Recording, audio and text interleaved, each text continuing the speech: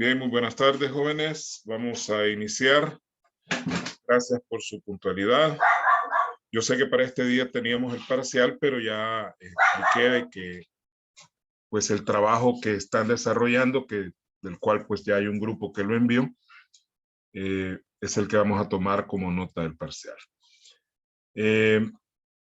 Sí estamos un poquito rezagados con algunos temas, pero vamos a tratar de ir avanzando en la medida de lo posible, sin atropellar el proceso, obviamente, porque no es culpa de ustedes tampoco que estemos atrasados. Vamos a ver un tema que es el último tema sobre el presupuesto. Hasta este momento, pues nosotros hemos hablado del presupuesto, hemos visto su estructura, pero esa estructura que hemos hablado de los gastos corrientes, los gastos de capital y esa parafernalia que vimos de elementos que lleva el presupuesto, pues es una clasificación meramente económica, tal como vamos a ver en la siguiente lámina.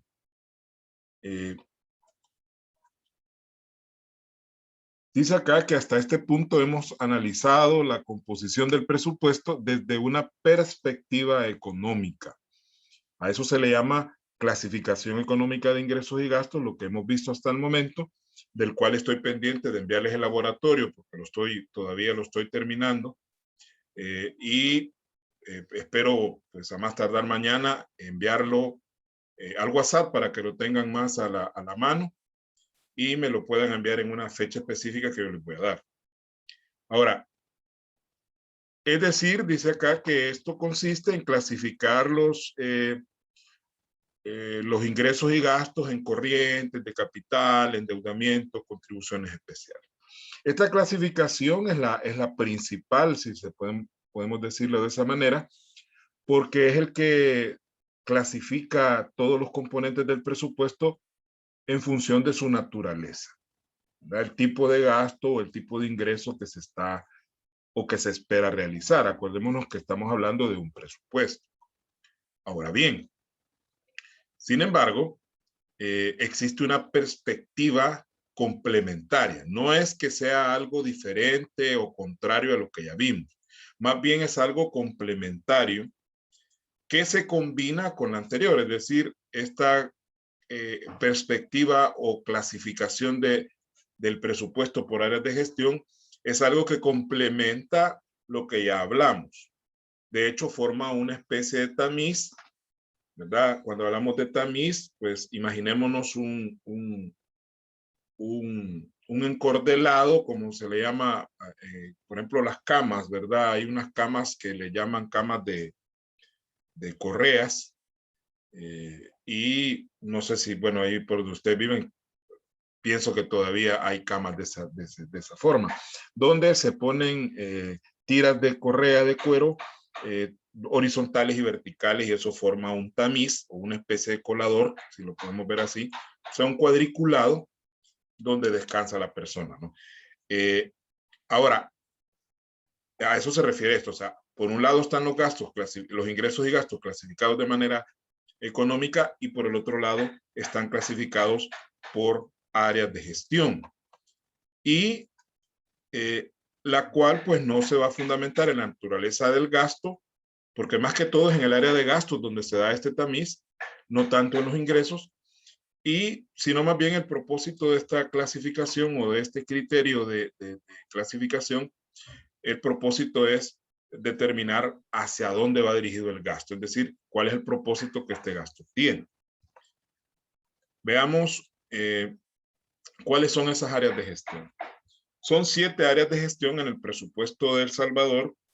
Probablemente en otros países que aplican este tipo de clasificación pueden haber más o menos clasificaciones. Y tenemos la conducción administrativa, el área de gestión 2, que es la administración de justicia y seguridad ciudadana. El 3 es el desarrollo social. El 4 es apoyo al desarrollo económico. El 5 es la deuda pública. El 6 es la actividad empresarial estatal. Y la 7ª área de gestión se llama obligaciones generales del Estado. Antes de empezar a hablar de cada una de ellas, ¿verdad? Bueno, quiero aclarar que estoy grabando la clase, tomo el tiempo para verificar si estoy grabando, porque a veces se me olvida, sobre todo en la segunda sesión, se me olvida a veces grabar, pero aquí pues estoy viendo que sí estamos grabando la sesión para subirla al canal de YouTube para aquellos que por alguna razón no se pueden conectar a la clase o tienen problemas de conexión, como Catherine, que ya había entrado y pues se volvió a salir por la misma señal de internet.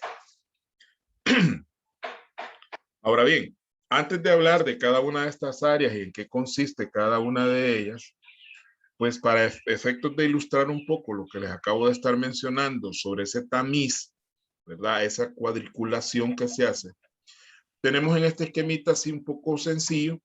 En la parte izquierda, aquí irían los gastos clasificados desde el punto de vista económico, es decir, gastos corrientes, gastos de capital, amortización de la deuda, gastos por contribuciones especiales, costo previsional, con toda su desglose, tal como lo vimos en las clases anteriores.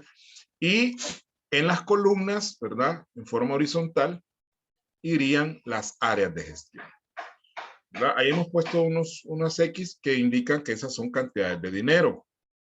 Por ejemplo, en el área de desarrollo social. El área de desarrollo social, digamos que ese es el área de gestión. Y nosotros vamos a comprar material didáctico. El material didáctico para las escuelas, por decir algo. Entonces, esto desde el punto de vista económico, nosotros sabemos que la compra de material didáctico es un gasto corriente y que está dentro de lo que son los gastos de gestión operativa, adquisición de bienes y servicios. Entonces, esa sería como la parte, permítame, vamos a sacar el puntero para que veamos de mejor manera. Entonces, acá iría, ¿verdad? Gastos corrientes, gastos de gestión operativa, adquisición de bienes y servicios. Ese sería desde el punto de vista económico. Y dentro de las áreas de gestión, pues buscaríamos, que no están las áreas de gestión establecidas, porque son 7. Pero digamos que aquí en cada columna habría un título que diría conducción administrativa, apoyo al desarrollo económico, etcétera. Entonces, buscaríamos la columna de apoyo al de desarrollo social y ahí pondríamos el valor de ese material didáctico. Entonces quedaría doblemente controlado, por un lado como un gasto corriente y por el otro como un gasto corriente, pero que pertenece al área de desarrollo social. Entonces, así se establecen los presupuestos. Voy a ver si les mando algunos cuadros del presupuesto 2021 para que les sirva de ilustración, ya con números reales, para que usted vea cómo es que se establece. Entonces, es una cuadrícula donde las líneas son de la clasificación económica de los gastos y las columnas corresponden a las áreas de gestión. Muy bien. Veamos entonces qué áreas de gestión son. Fíjese que esta área de conducción administrativa es un poco difusa. La verdad, quiero ser muy honesto. Revisando el manual técnico del SAFI, pues hay cosas muy buenas, muy técnicas, pero hay cosas como que se las sacan de la manga de la camisa, incluyendo algunas codificaciones de algunas cuentas que uno no se explica por qué están codificadas de esa manera. Ya vamos a ver más adelante esto que les estoy diciendo. Y hay algunas áreas, algunos conceptos que pues ya lo habíamos mencionado con la parte de los ingresos tributarios que dicen que son tributarios, otros que no son, que son ingresos no tributarios, cuando en realidad, pues por ejemplo, las tasas son tributarios, técnicamente hablando. Entonces, como que por ahí, pues, como aquí en nuestro país, pues nos dedicamos más bien al copy-paste, o sea, fusilar información de otros países y a veces no reparamos en qué tan aplicable puedan ser a nuestro país. Pero en general, la conducción administrativa se refiere a varias cosas, es decir, hay una serie de cositas ahí metidas en esta clasificación. Entonces está enfocada a ciertas instituciones y dependencias cuya función es de carácter general, es decir, que no tienen una función muy específica dentro del ámbito de la actividad estatal, sino que están o a un nivel más alto o pues su función es muy genérica. Y también incluye actividades que están enfocadas en la administración de los recursos financieros, es decir, el Ministerio de Hacienda como administrador financiero del Estado está siempre dentro de esta área de la conducción administrativa. Por eso ponemos algunos ejemplos ahí como la Presidencia de la República, el órgano legislativo, que la Asamblea pues no tiene una función operativa dentro del Estado en el sentido de que no es la que administra los recursos que el Estado utiliza. Ella administra sus recursos que le asigna el presupuesto, pero para poder funcionar como un órgano de Estado. Pero la Asamblea en sí no ejecuta proyectos, no, o sea, no realiza actividades como el Ministerio de Educación o como el Ministerio de Obras Públicas. Es decir, es una entidad que está a un nivel alto y que pues su función es muy general.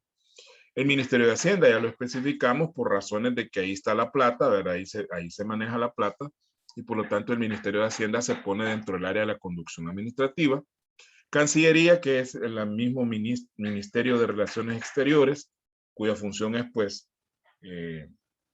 preservar las relaciones que El Salvador tiene con diversos países y organismos internacionales.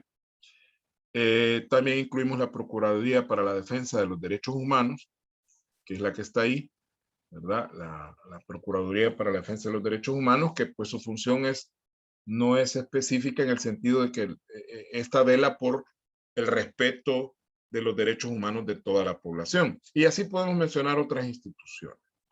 Pero como les digo, esta parte de conducción administrativa como que es un poco difusa, no hay una claridad en cuanto a qué realmente debe ir ahí, ¿no? En algún momento a alguien se le ocurre meter cualquier cosa ahí.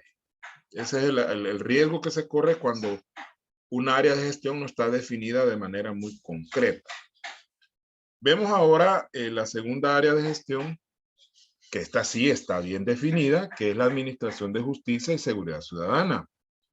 A partir de la mitad, bueno, no, quizás no la mitad. A partir de finales de la última década del siglo pasado, estamos hablando año 96, 97, bueno, más antes, quizás después de la firma de los acuerdos de paz, la delincuencia se disparó. Eso era normal porque generalmente cuando ha habido un conflicto bélico en cualquier lugar del mundo, ya sea un conflicto interno dentro de un país o entre países, cuando terminan las guerras, generalmente la delincuencia sube porque hay desempleo, hay soldados o combatientes que ya se quedan sin trabajo.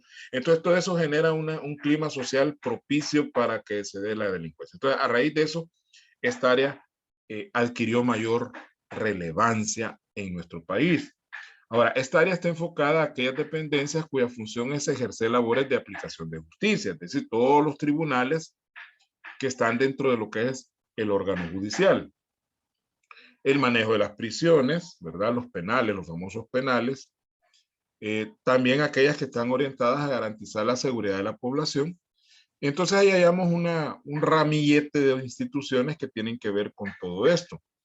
La Corte Suprema de Justicia, el Ministerio de Justicia y Seguridad, que es el que maneja toda la parte de seguridad en el país, y que también ahí están adscritos los centros penales, ¿no? Pero luego desglosamos ahí también la Fiscalía General de la República, que es la que persigue el delito, la Policía Nacional Civil, que está adscrita al Ministerio de Justicia, y la Dirección General, la Dirección de Centros Penales, que también está adscrita al Ministerio de Justicia. Entonces, todas esas instituciones que tienen que ver con aplicación de justicia, con manejo de penales, con la seguridad ciudadana, pues están dentro de esta área de gestión.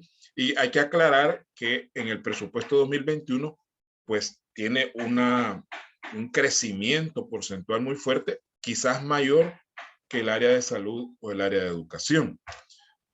Entonces, hay mucha plata invertida ahí. De hecho, últimamente, pues, se retomó un préstamo de 109 millones de dólares que fue la razón supuesta por cual el presidente llegó el 9 de febrero a la asamblea, porque no le querían aprobar ese préstamo. Al final creo que se lo va a terminar aprobando la asamblea que tiene ahorita, pues que son prácticamente empleados del presidente, ¿no? Entonces, obviamente, ahí van 109 millones más para seguridad. El área número 3 es el área de desarrollo social. La parte social, cuando ustedes escuchen eso de social, no se refiere estrictamente a que sea la sociedad, sino que lo social tiene que ver más con la gente que es pobre, ¿verdad? Como todos nosotros, ¿no? La mayoría de salvadoreños que no tenemos recursos suficientes para poder llevar una vida holgada. Algunos a veces no tienen ni para poder llevar el día a día. Según estudios de la ONU, pues nosotros estamos en países donde hay personas que sobreviven con menos de $2 diarios. Entonces, esta área del desarrollo social está enfocada a aquellas dependencias cuya función es garantizar los derechos de las personas más desfavorecidas de la sociedad. Pero eso se dice social, ¿no? Sobre todo en aspectos como salud. Eso está en el área social. Porque si usted es millonario, no va a ir a pasar consulta a FUSalud, no va a ir al Hospital Rosales, no va a ir al Hospital Edmundo Vázquez de Chalatenango, ¿verdad? Usted va a ir a una clínica particular, si no es que usted va a Houston, que es una de las ciudades gringas que es famosa por sus hospitales, o si no es que se va para Europa u otros países a recibir sus tratamientos. Pero las personas que no tenemos esa holgura económica, no tenemos esa capacidad, pues tenemos que ir a topar al Hospital Rosales, tenemos que ir a las clínicas de FUSalud. Entonces, ese es el área de salud. También este desarrollo social incluye el área de educación. Todo lo que es educación pública está dentro del área de desarrollo social, porque igual, si usted tiene dinero, va a mandar a sus hijos a un colegio, al Externado San José, o lo va a mandar a la Academia Británica, o lo va a mandar, si no es que lo manda fuera del país a estudiar. Pero la mayoría de las personas pues tenemos que topar con la escuelita del cantón, ¿verdad? Y cuando ya salen de 9º grado a buscar un instituto del Coyolito o el instituto de Chalatenango para poder seguir estudiando. Entonces, el área de educación también está dentro del área de desarrollo social y incluye también lo que es el área de vivienda, porque la vivienda también es un derecho de las personas, pero que en nuestro país, lamentablemente, hay un gran, no la mayoría, no es la mayoría, pero sí hay un buen porcentaje de salvadoreños que no tenemos casa propia. Entonces, como fomentar la construcción de viviendas populares, le llaman, para que las personas de escasos recursos puedan adquirir su propia casa. Entonces, ahí tenemos ejemplos como el Mineducit, que es el Ministerio de Educación, el Ministerio de Salud, el BMBDU, que es el Viceministerio de Vivienda y Desarrollo Urbano, que es una dependencia del Ministerio de Obras Públicas, por eso es un viceministerio. FONAVIPO, que también está metido en el paquete, el Fondo Nacional de Vivienda Popular y el Fondo Social para la Vivienda, que es la institución más grande en cuanto a conceder créditos para vivienda. Muy bien, vamos un poquito más rápido. Apoyo al desarrollo económico. Esta área está enfocada a aquellas dependencias cuya función es fomentar, ahí le faltó el es fomentar, y apoyar, ya sea de manera directa o indirecta, el desarrollo de actividades productivas. El Estado tiene una responsabilidad de también apoyar el desarrollo económico del país. Y en ese sentido, pues existen una serie de instituciones cuyo objetivo, cuyo propósito es precisamente eso. Por ejemplo, el Ministerio de Obras Públicas, alguien me puede decir, mire, pero MOP lo que hace es carretera. Claro, en la medida que el Ministerio de Obras Públicas hace pasos a desnivel, carreteras, mejora las carreteras que ya están, se mejora la conectividad, es decir, puede a un cantón que no había la calle estaba mala, pues ni siquiera llegaban los proveedores de lácteos, de embutidos, de gaseosas, etcétera. Pero ya arreglada la calle, pues ya pueden llegar los camiones y poder ir a las tienditas a dejar el producto. Entonces, esto es de alguna manera, tal vez no directa, pero sí indirectamente está apoyando el desarrollo económico del país. El Ministerio de Agricultura y Ganadería, con todos los proyectos que hay, la semilla mejorada, asistencia técnica para los agricultores, les van a explicar qué abono pueden usar, qué fertilizantes, qué insecticidas, o fungicidas que también existen para los hongos que algunas plantas tienen. Entonces el Ministerio de Agricultura está enfocado también en el apoyo al desarrollo económico. Quiero aclarar que estas instituciones que yo pongo de ejemplo no son las únicas, hay más, ¿no? Por eso ponemos el etcétera al final. El Ministerio de Economía, por consiguiente, ¿no? Es el rector de todo ese proceso de apoyo a las empresas. Y dentro del Ministerio de Economía, pues también está CONAMIPE, que es una dependencia, que es la Comisión Nacional de la Micro y Pequeña Empresa, que se dedica directamente a este sector de las micros y pequeñas empresas, dándoles asistencia técnica y en algunos casos hasta se les provee de recursos. Por ahí está también Bandesal, aunque Bandesal lo hemos dejado en el área de empresas estatales, porque Bandesal es una empresa estatal, aunque también parte de la actividad de Bandesal está enfocada al desarrollo. De hecho, por eso se llama Bandesal, que es Banco de Desarrollo de El Salvador. O sea, pueden haber instituciones que estén en varias áreas de gestión al mismo tiempo. O sea, no es que cada institución esté encasillada en una sola área de gestión. Hay que aclarar eso también. Puede haber instituciones que tengan gastos que estén ubicados en varias áreas de gestión. Depende de qué tipo de gasto sea y para qué se hace. Tenemos también en el número 5 la deuda pública. Esto ya es un área bien específica que dice que esta área agrupa todos los recursos destinados a la amortización de la deuda, ya sea interna o externa, es decir, lo que vemos en el presupuesto, ¿no? La amortización, que es pagar la deuda, ya sea interna, en caso que le debamos al Banco Central de Reserva o algún otro banco local, o externa como otras instituciones que vamos a mencionar en los ejemplos. Ahora, esto incluye tanto el pago del capital, que es lo que se debe propiamente dicho, pero también incluirá los respectivos intereses. Los préstamos generan intereses. A veces se paga mucho más de intereses que de capital por la misma razón de que los préstamos son a largos plazos y para poder ir pagando a capital, pues hay que pagar una gran cantidad de intereses primero. Dependerá de cuál es el acuerdo que tenga el país con esas instituciones.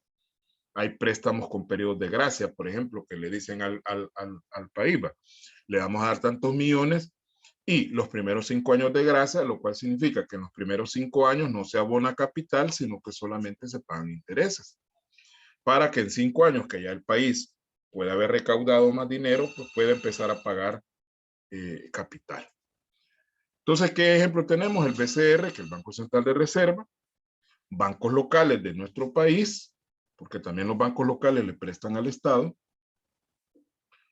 el Fondo Monetario Internacional, que hoy está sonando hoy con este problema que hay, esta crisis, porque lo que era el presidente soslayar esa situación, soslayar quiere decir como decir esto no es tan importante, o sea, minimizar el problema es serio. Entonces, esto va a tener consecuencias porque el Fondo Monetario Internacional va a exigir más para poder prestarnos. El Fondo Monetario Internacional, al igual que el BM, que es el Banco Mundial, son instituciones donde todos los países del mundo aportan dinero a esos bancos o a esos fondos para que se le presten a los que lo requieran. Es como una cooperacha, es una cooperativa de países, prácticamente para que usted me entienda, donde cada país es un asociado, tiene una contribución al fondo o al banco y cuando necesita plata, pues hacen los respectivos préstamos. Pero también hay otros que no son a nivel mundial, como por ejemplo el BID, que es el Banco Interamericano de Desarrollo, que solo incluye países del continente americano y obviamente ahí pues hay que aclarar que en estas instituciones los países ricos son los que mandan porque son los que más aportan.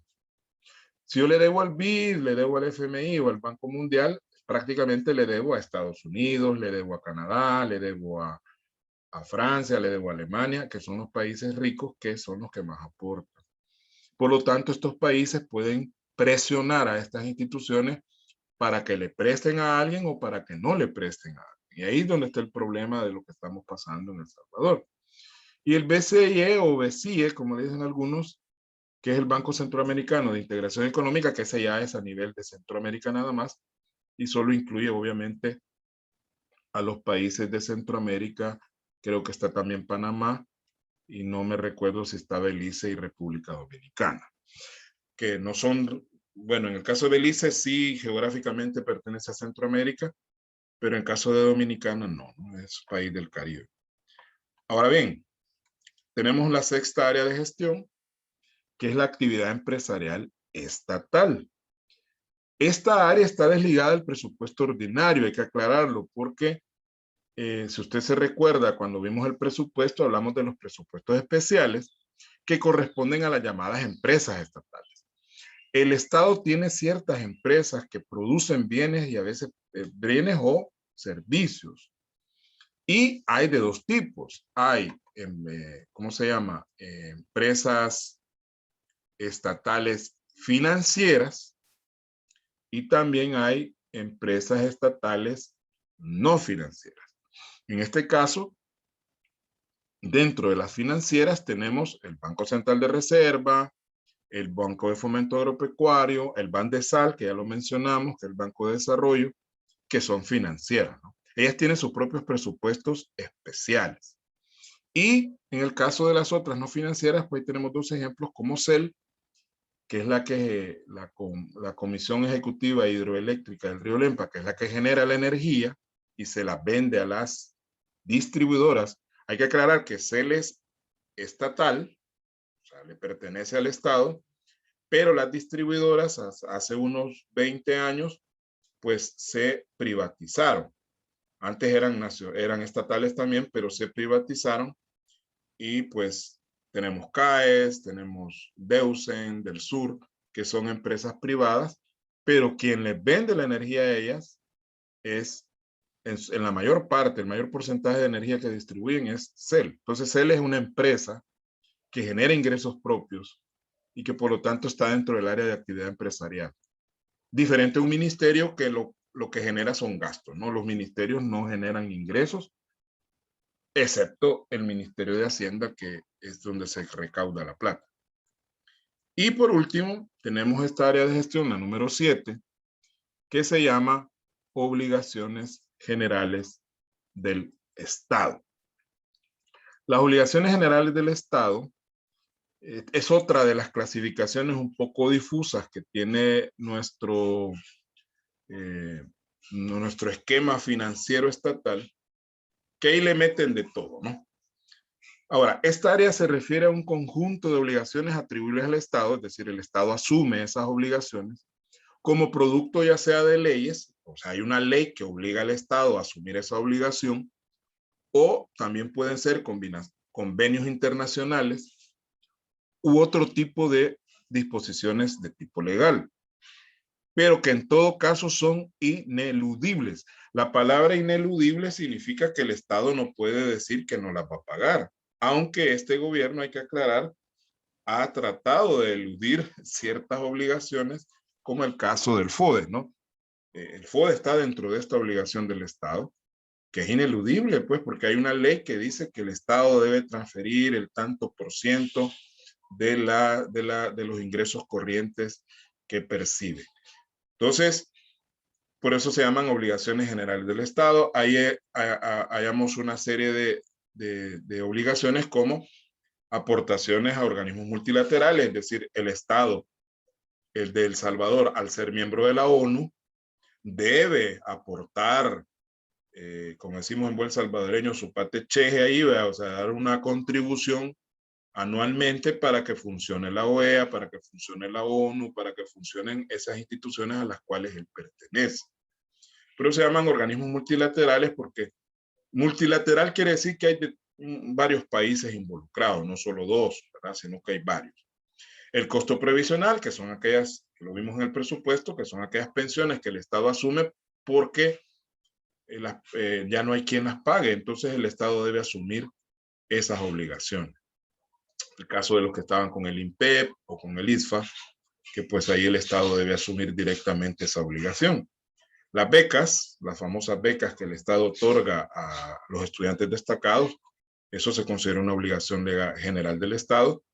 Los subsidios, bien importante, ya sea de energía, gas, agua u otro tipo de subsidios que se puedan crear en el futuro, están dentro de las obligaciones también del Estado. Y con eso finalizamos las áreas de gestión. Ahora bien, vamos a, nos queda un poquito de tiempo todavía.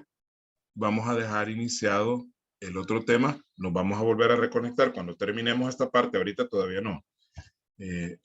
Vamos a dejar empezado el otro tema. No me gustan los temas cortados porque cuando ya subo el video, pues una parte del tema queda en un video y la otra en otro, pero ni modo, no tenemos otra opción. Y tampoco vamos a desperdiciar los 5 minutos que tenemos todavía. Este tema ya es aparte. Los estados financieros gubernamentales que pues tenemos que, tal vez no los vamos a ver los 4 estados así en profundidad por cuestión de tiempo.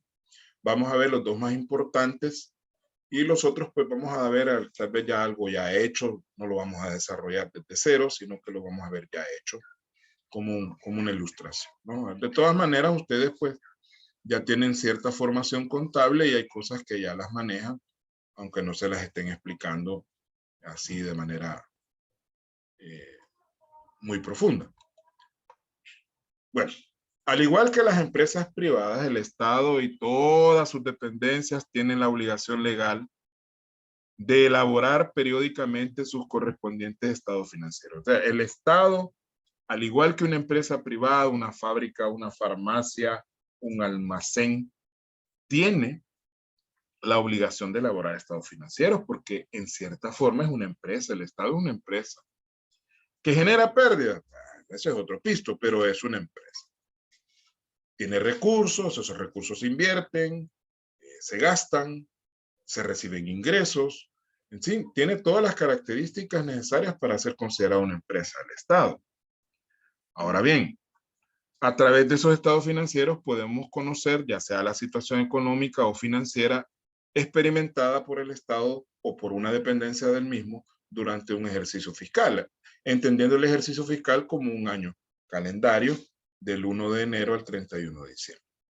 No obstante lo anterior, sin menoscabo en algunos de lo que acabamos de decir, existen ciertos matices que marcan cierta diferencia en cuanto a los documentos que se elaboran. Es decir, los estados financieros del Estado no son exactamente iguales a los que se hacen en el sector privado. Y además, por la misma naturaleza de la mayoría de entidades estatales, que la mayoría de ellas son empresas que trabajan en función de un beneficio social y no de un beneficio económico, pues la estructura interna de estos estados financieros también es un poquito diferente, ¿verdad? No es que sea totalmente diferente, pero sí hay ciertas, por eso digo hay matices, eso quiere decir, hay cosillas ahí, ¿verdad?, que cambian, pero en esencia viene siendo lo mismo. ¿Cuáles son entonces esos estados financieros? Son 4 estados financieros, que son el estado de situación financiera, que ese pues nosotros a nivel empresarial, al menos en nuestro país, lo conocemos como balance general.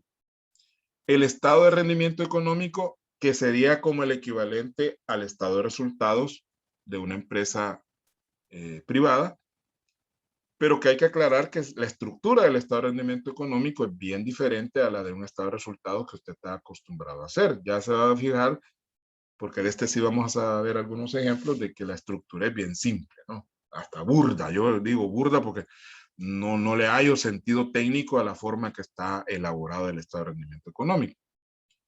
El estado de flujo de fondos, que equivale al flujo de efectivo, y el último, que se cambia porque no existe a nivel privado, que es el estado de ejecución presupuestaria, que en cierta medida sustituiría al estado de cambios en el patrimonio, y no quiere decir que sea lo mismo, sino que en la empresa privada el cuarto estado financiero es el estado de cambios en el patrimonio, pero en el estado es el estado de ejecución presupuestaria.